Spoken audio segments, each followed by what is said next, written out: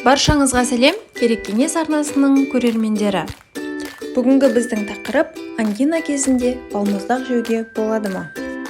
Денсаулық күтіміне қатысты халық арасында қалыптасқан көптеген негізсіз тұжырымдар бар.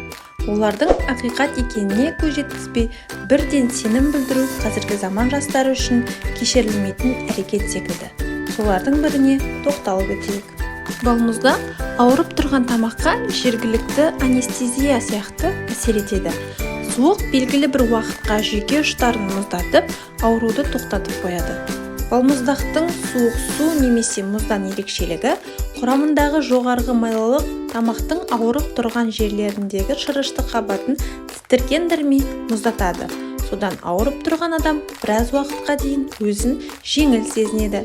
Бірақ суықтан қан тамырлары тарылатын болғандықтан бактериялардың ошағына иммундық жүйенің жасушалары аз жетеді.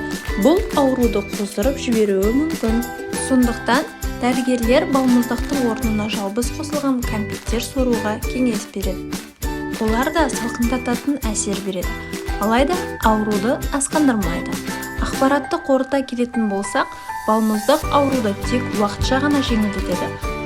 Сондай-ақ жергілікті иммунитетті төмендету қаупі бар. Денсаулығыңыз мықты болсын. Достар, мендегі ақпарат болса, видео ұнаса каналға тіркеліп, лайк басып, комментарий жазуды ұмытпаймыз. Сіздерге ұнады деген үміттемін. Келесі кездескенше қош сау болыңыздар.